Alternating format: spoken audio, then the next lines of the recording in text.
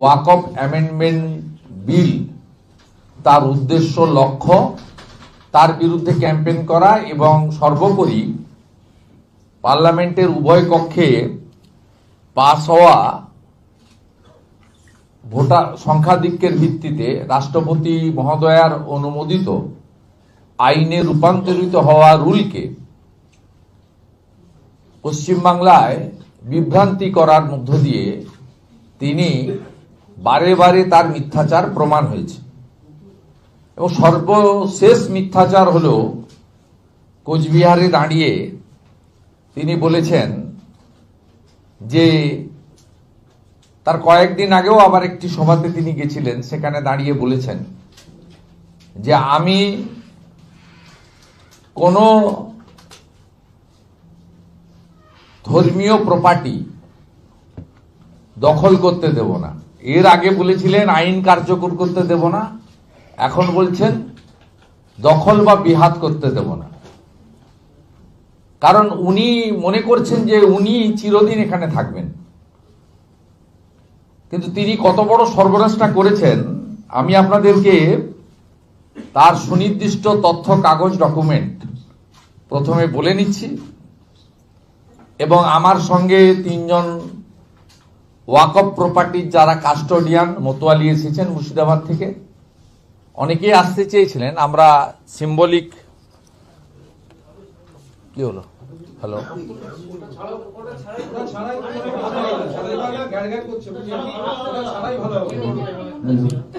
হ্যাঁ পাচ্ছেন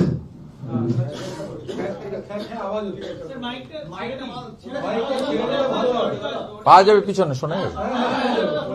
তা আমাদের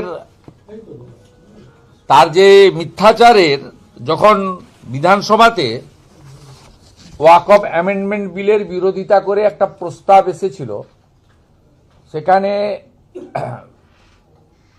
বিরোধী দলনেতা হিসেবে আমি বক্তব্য রেখেছিলাম। সেই বক্তব্যে আমি বলেছিলাম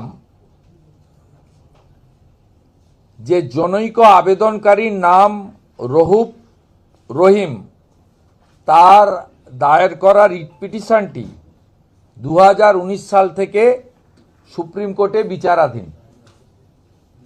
কেন্দ্রীয় সরকার তার মাইনরিটি অ্যাফেয়ার্স ডিপার্টমেন্ট সমস্ত রাজ্যের প্রতিনিধিদের নিয়ে, স্টেক হোল্ডারদের নিয়ে কিন্তু বারে বারে মিটিং করেছেন। পশ্চিমবঙ্গ সরকারের দ্বিচারিতা আমি আপনাদের কাছে ডেট ধরে ধরে তুলছি। পশ্চিমবঙ্গ রাজ্যের প্রতিনিধি সংখ্যালঘু কল্যাণ দপ্তরের অতিরিক্ত সচিব জনাব এম এনাউর রহমান, সিও জনাব মোহাম্মদ আহসান আলী, লখনউতে 24/7/2023, দিল্লিতে 7/11/2023 এই দুটি মিটিংয়ে তারা অ্যাটেন্ড করেছেন এবং এই দুইটি মিটিংয়ে যে নোটস, মিনিটের যে রেজুলিউশন, তাতে একটা আপত্তি নেই, একটা বক্তব্য নেই। মোট এই সংক্রান্ত মিটিং হয়েছে 4টে। পশ্চিমবঙ্গ সরকার প্রতিনিধিত্ব করেছে দুটো মিটিংয়ে, এনাউর রহমান এবং মোহাম্মদ আহসান আলী, আর দুটোতে পশ্চিমবঙ্গ সরকার প্রতিনিধিত্ব পাঠাননি। আর যে দুটো মিটিংয়ে প্রতিনিধিত্ব পাঠিয়েছিলেন সেই মিটিংয়ে তারা কোনো বক্তব্য আপত্তি নথিভুক্ত করেননি। এটা গেল এদের যে দ্বিচারিতা, ভণ্ডামি মমতা বন্দ্যোপাধ্যায়ের, এবং মুসলিম ভোট নিয়েই কার্যত উনি ক্ষমতায় আছেন। মুসলিমদেরকে বিভ্রান্ত করা, ওয়াকফ প্রপার্টি নিয়ে মিথ্যাচার করা, অথচ যেখানে বলার জায়গা সেখানে তার সরকার কোনোভাবে আপত্তি বক্তব্য নথিভুক্ত করেননি। এরপরে আপনারা জানেন যে তিনি মিছিল মিটিং করেছেন, তার লোকেরা মিছিল মিটিং করেছে। ওনার মন্ত্রী জনাব সিদ্দিকুল্লাহ চৌধুরী জমিয়ত উলেমা হিন্দের নামে রামলীলা ময়দানে মিটিং করেছেন। বলেছেন রাজ্যের 50টি জায়গায় তিনি 2000 করে লোক বসিয়ে দেবেন আর 15 মিনিট লাগবে তার কলকাতাকে ঠান্ডা করতে বা কলকাতাকে অচল করে দিতে। এরপরে রানী রাসমণি রোডে তৃণমূল কংগ্রেস সংখ্যালঘু সেলের ব্যানারে একটি সভা হয়। সেখানে তৃণমূল কংগ্রেসের নেতারা, ওই যার হাতে কাঁচ না গ্লাস না কি ভেঙেছিল, তিনি বলেন যখন যে যেখানে দাঁড়িয়ে প্রার্থনা করবে সেই জায়গাটাই ওয়াকফ প্রপার্টি হয়ে যাবে। এটা আপনারা দেখিয়েছেন। এবং সেখানে জনাব ফিরহাদ হাকিম থেকে শুরু করে কত বড় বড় ডায়লগ, গরম গরম ডায়লগ। তার ফলশ্রুতিতে কি হয়েছে? মোথাবাড়িতে সাম্প্রদায়িক হিংসা হয়েছে, 68টা দোকান লুট হয়েছে। তার ফলশ্রুতিতে কি হয়েছে? ধুলিয়ান শামশেরগঞ্জ, সেখানে আগুন জ্বলেছে, 10টা হিন্দু প্রধান গ্রাম, সর্বস্ব লুট হয়েছে, হরগোবিন্দ দাস, চন্দন দাস খুন হয়েছে। এবং ভারতবর্ষের মধ্যে স্বাধীনতার পরে ভারতবাসীর পলায়ন লোক দেখেছে, মূলত হিন্দুদের পলায়ন লোক দেখেছে বৈষ্ণবনগরে। এই ফলাফল এইসব হওয়ার পরে মুখ্যমন্ত্রী মুর্শিদাবাদে যান। সেখানে তিনি বলেন যে ওয়াকফ অ্যামেন্ডমেন্ট বিল আমরা পশ্চিমবঙ্গে কার্যকর করতে দেব না। দিল্লির সরকার এনেছে, বিজেপি এনেছে, যান দিল্লিতে গিয়ে আন্দোলন করুন, এখানে কোনো আন্দোলন হবে না। এবং তিনি বলেন এখানে আন্দোলন করলে আমার থেকে বড় শত্রু কেউ হবে না। গরম গরম ডায়লগ, কারণ তিনি প্যাঁচে পড়েছিলেন ধুলিয়ান শামশেরগঞ্জের পরে। হাইকোর্টের ডিভিশন বেঞ্চের ইন্টারফারেন্স, সেন্ট্রাল প্যারামিলিটারি ফোর্সের ডিপ্লয়মেন্ট এবং এনআইএ তদন্ত চেয়ে পরিবারগুলো যখন গেছে, তিনি তখন বুঝেছেন উনার দুর্নীতিগ্রস্ত নেতারা, যারা ধর্ম এবং সম্প্রদায়কে ব্যবহার করে ভোটে জেতেন, মূলত মুসলিমদের ভোটে মিথ্যাচার করে, বিজেপিকে হিন্দুদের পার্টি বলে তকমা লাগিয়ে দিয়ে, সেই লোকেরা বিপদে পড়বে এনআইএ হলে। তাই তিনি ওখানে গিয়ে গরম গরম ভাষণ দিয়ে বলেন দিল্লি চলে যান। এবং মুখ্যমন্ত্রী এই ধমকের পরে তথাকথিত তৃণমূলের মুসলিম নেতারা তারা বলেন যে এখানে আর আন্দোলন হবে না, মুখ্যমন্ত্রী তো বলেছেন যে পশ্চিমবঙ্গে কার্যকর হবে না। অতএব পশ্চিমবঙ্গের মালিক যখন বলেছেন কার্যকর হবে না, তাহলে আমাদের আর এখানে আন্দোলন করার দরকার নেই। এবং এখানে তাদের প্রতিবাদ বা আন্দোলন কর্মসূচি করতে পারেনি বা করেনি বা সাহস করেনি, বা পুলিশের চাপ বলুন, যাই বলুন, বা মমতা ব্যানার্জির প্রতি অগাধ প্রেম, ভালোবাসা, ভক্তি, শ্রদ্ধা এবং আস্থার জন্য তারা সবাই সাইলেন্ট হয়ে যায়। যে এত বড় ছাতা আমাদের আছে মুসলিমদের, বট গাছের মতো, তা আমরা এখানে কিছু করব না। এরপরে কাণ্ড কারখানা কি হলো? কাণ্ড কারখানা হলো অ্যামেন্ডমেন্ট রুলে পরিণত হয়ে গেল রাষ্ট্রপতি মহোদয়ের সইর পরে। গোটা ভারতবর্ষে কেরালা সিপিএম রুল গভর্নমেন্ট, বিরাট সংখ্যক মুসলিম আছে, ওয়াকফ প্রপার্টি আছে। তামিলনাড়ুতে ইন্ডিয়া জোটের গভর্নমেন্ট, স্ট্যালিন মুখ্যমন্ত্রী, সেখানেও বিরাট পরিমাণ ওয়াকফ প্রপার্টি আছে। উম্মিদ পোর্টালে সবাই আপনার পোর্টালে আপলোড করতে শুরু করলো। 46টা কাগজ লাগবে, গোটা ভারতবর্ষ জুড়ে করতে শুরু করলো। আপনার আসাউদ্দিন ওয়াইসি সাহেব যেখান থেকে এমপি হায়দ্রাবাদ, সেখানেও যারা ওয়াকফের মোতোয়ালি আছেন, তারা কাস্টোডিয়ান আছেন, তারাও পোর্টালে আপলোড করতে শুরু করলেন। কিন্তু এখানে তো সবাই ঘুমাচ্ছে। 80,000 ওয়াকফ প্রপার্টি আছে বলে এখানে বলা হয়, সংখ্যা আমি বলতে পারবো না, আমার জানা নেই, সবাই সাইলেন্ট। আমি আপনাদেরকে পরপর 3টে চিঠি পাওয়ার পয়েন্ট প্রেজেন্টেশনে দেখাচ্ছি। প্রথম চিঠি ভারত সরকারের মাইনরিটি অ্যাফেয়ার্স মিনিস্ট্রির সচিব সব রাজ্যের এই দপ্তরকে লিখলেন তার মধ্যে পশ্চিমবঙ্গ আছে অক্টোবর মাসের সম্ভবত 18 তারিখ, তাই তো? এই চিঠিটা প্রথম দেখান। সর্বনাশটা কিভাবে করেছে যারা আপনারা ভোট দিয়ে উনাকে মুখ্যমন্ত্রী করেছেন, দেখুন। উত্তর দিন এবারে। 27 অক্টোবর 2025 এই চিঠিটা দেখুন। এই চিঠিতে কি বলছে? বলছে উম্মিদ সেন্ট্রাল পোর্টাল 2025, এখানে করুন। এবার রেফারেন্স দিচ্ছে 13/10/2025 একটা অ্যানেক্সার, তার রেফারেন্স দিয়ে বলছেন। দেখলেন? এরপরে সব রাজ্য তড়িৎ গতিতে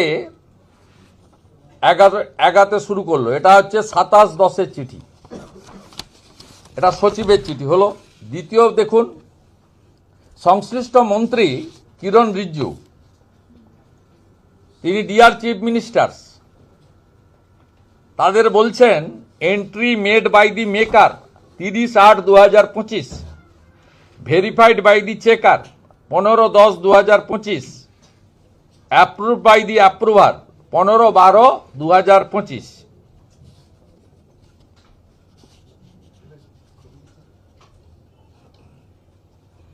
দেখুন, ইনি ঘুমাচ্ছেন সাইলেন্ট, আমাদের মাননীয় মুখ্যমন্ত্রী সাইলেন্ট। 18 অক্টোবর। এরপরে এটা আগেরটা ছিল 27/10 সচিব, 18/11 মন্ত্রী। এরপরে ঘুমাচ্ছেন, 4 মাস চলে গেছে।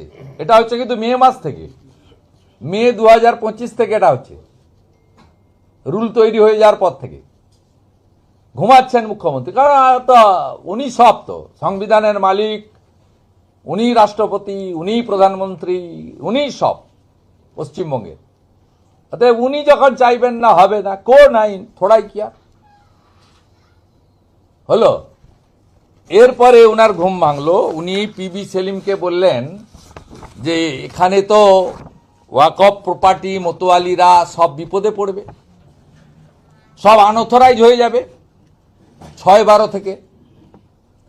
অতএব 27 অক্টোবর পিবি সেলিম, যে চিঠি আপনাদের কাছে আছে, আপনি চাইলে আমি দিয়ে দেব, সেই চিঠিতে সব ডিএমদের বলা হলো তাড়াতাড়ি করে 5/12 মধ্যে উম্মিদ পোর্টালে আপলোড করো। ইতিমধ্যে ভেরিয়াস অর্গানাইজেশন উম্মিদ পোর্টালে ডেট এক্সটেনশন করার জন্য সুপ্রিম কোর্টে গেছিল। সুপ্রিম কোর্টে ডেট এক্সটেনশনের বিষয়ে কি অর্ডার হয়েছে আপনারা জানেন। ডেট এক্সটেনশন হয়নি। এবারে লাস্ট চিঠিটা খুব দেখে নেন, 4/12/2025। Deer madam sir, Ram Singh joint secretary, তিনি পরিষ্কারভাবে বলে দিচ্ছেন যে আই উড, লাস্ট 5 নম্বর পয়েন্টটা বলছি আমি, আপনাদেরকে ফটোকপি নিয়ে এসেছি, দিয়ে দেব। I would therefore urge you to personally review the progress in your state/UT and issue necessary instruction to the officials of concerned department and Waqf board to ensure that the entire exercise is completed within the stipulated time frame, as uploading of the existing Waqf details on Ummid Central Portal shall be closed on 6/12/2025, 23:59 রাত্রি 12টা, তার আগে 1 minute আগে। This is the letter.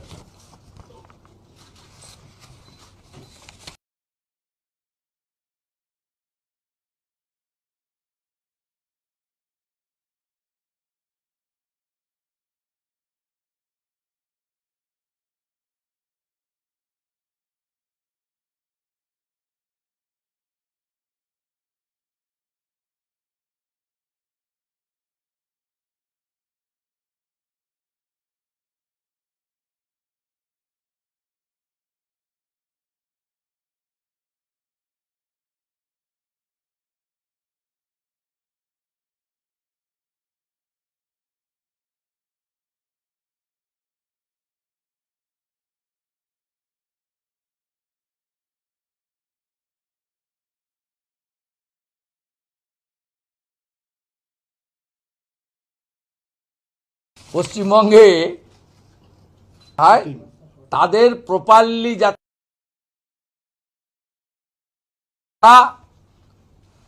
একরের পর acre 100 একরের পর acre ওয়াকফ property দখল করে বসে আছেন। কলকাতাতে মাল্টি স্টোরেড বিল্ডিং করার জন্য মাল খেয়ে টাকা নিয়ে সুটকেস নিয়ে দিয়ে দিচ্ছেন, এগুলো সব বন্ধ হয়ে যাবে। সে তো বিলের উদ্দেশ্য ছিল, কিন্তু পশ্চিমবঙ্গের ওয়াকফ প্রপার্টি 6/12 পরে যারা 46টা ডকুমেন্টস দিয়ে যারা নথিভুক্ত করতে পারল না, তাদেরকে এবারে লিগ্যাল ব্যাটেলে যেতে হবে। এর জন্য দায়ীকে মুসলমানদের ভোটে নির্বাচিত তৃণমূল কংগ্রেস সরকার, তার মুখ্যমন্ত্রী। যে মুখ্যমন্ত্রী 2021 সালে শতকরা 92% পোল মুসলিম ভোটের পেয়েছিলেন, যে মুখ্যমন্ত্রী বা তার দল 2024-এর লোকসভা ভোটে পোল মুসলিম ভোটের 91% পেয়েছিলেন, যিনি রেড রোডে প্রার্থনাতেও যোগ দেন, দুর্গাপূজাতে হিজাব পরেও যান, পার সার্কাসে ইফতারেও যান, এগুলি যে সব লোক দেখানো একটা ভণ্ড, ভোটের জন্য মুসলিমদেরকে ব্যবহার করেন, মুসলিমদেরকে উত্তেজিত করে কখনো সিএএ কে এনআরসি, কখনো এসআইআর কে এনআরসি, কখনো ওয়াকফ অ্যামেন্ডমেंट बिल नहीं मानूंगा, नहीं चलूंगा, बंगाल में नहीं होगा, दीदी है ना। তিনি আজকে পশ্চিমবাংলায় নিবন্ধীকৃত ওয়াকফ প্রপার্টি যেগুলো উম্মিদ পোর্টালে এলো না, তাদের বাকিটাকে তিনি নিজেই আনঅথরাইজ কার্যত করে দিলেন। যতক্ষণ না ট্রাইব্যুনালে যাবে, আইনি লড়াই করে তারা জিতে না আসবে, তারা আইনি লড়াই করুক, জিতে আসুক, সেটা তাদের ব্যাপার, তাদের ডকুমেন্টের ব্যাপার। I have no objection, I have no problem, I have no specific comment. But এই যে ওয়াকফ প্রপার্টিগুলো মূলত ইসলাম ধর্ম মানা মুসলিম লোকেদেরকে আজকে যে জেনে বুঝে গোটা ভারতবর্ষ যে পথে হাঁটলো, উনি তার উল্টো পথে হেঁটে গাড্ডায় ফেললেন শেষ মুহূর্তে। এর উত্তর কে দেবে? আমি চাই আমার এই প্রেস কনফারেন্সের পাল্টা প্রেস কনফারেন্স জনাব সিদ্দিকুল্লাহ চৌধুরী, জনাব ফিরাদ হাকিম, জনাব আবু তাহের, জনাব গোলাম মোহাম্মদ রব্বানী, জনাব খলিলুর রহমান, এরা একটা বড় করে প্রেস কনফারেন্স করুন, ইনক্লুডিং ওয়াকফ বোর্ডের পশ্চিমবঙ্গের চেয়ারম্যান এবং এনাউর সাহেব আর আহসান আলী। 4টে মিটিংয়ের মধ্যে 2টো মিটিংয়ে গেছেন, 2টোতে যাননি, আর 2টো মিটিংয়ে গিয়েও চা কফি খেয়ে সাইলেন্ট ছিলেন। 2019 সাল থেকে কেন করেছেন? শুধুমাত্র ভোট রাজনীতির জন্য কিনা, এই প্রশ্ন বিরোধী দলের নেতা শুভেন্দু অধিকারী করছেন। আর যারা মমতা ব্যানার্জিকে ভোট দেন, তার মিছিল মিটিং ভরিয়ে দেন, তার হয়ে গলা পাঠান, মিডিয়ার সামনে মুখ খোলেন, সোশ্যাল মিডিয়াতে আমাদের পোস্ট হলে নিজে গিয়ে পার্সোনাল অ্যাটাক করে কমেন্ট করেন, পরিবার তুলে কমেন্ট করেন, খুন করার কথা বলেন। কদিন আগেই একজন বিএসকে বসিরহাটের মিনাখাতে, পরে আবার ক্ষমা চেয়েছে, নূর আলী মোল্লা ক্ষমা চেয়েছে উইথ ফোল্ডেড হ্যান্ড। তিনি আমাকে তরবারি দিয়ে কেটে কুচি কুচি করে ভাসিয়ে দেওয়ার কথা বলেছেন। আপনাদেরকে উত্তেজিত করে, কিন্তু নরেন্দ্র মোদীজি সব সময় আইনের পথে হাঁটতে শেখান, আইনের পথে হাঁটতে বলেন এবং ভারতবর্ষকে আইনটাকে মেনে চলতে বলেন। আজকে যে সর্বনাশটা মমতা বন্দ্যোপাধ্যায় করেছে, মমতা ব্যানার্জির হয়ে 2021-এ যারা ক্যাম্পেনিং করেছিলেন, মাননীয় তোহা সিদ্দিকী সাহেব সহ, যারা ক্যাম্পেনার ছিলেন, সরাসরি রাজনীতি করেন না, ধর্মগুরু বলা হয়,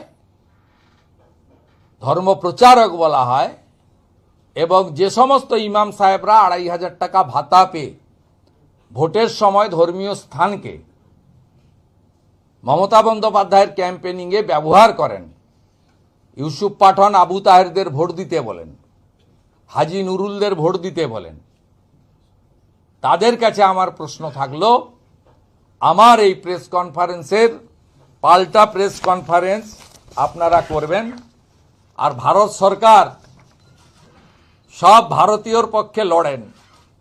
এই চিঠিগুলো কিরণ রিজিজুজি, মাইনরিটি অ্যাফেয়ার্স মিনিস্ট্রির, এগুলো হচ্ছে তার প্রামাণ্য দলিল। এ দলিল চিরদিন থেকে যাবে।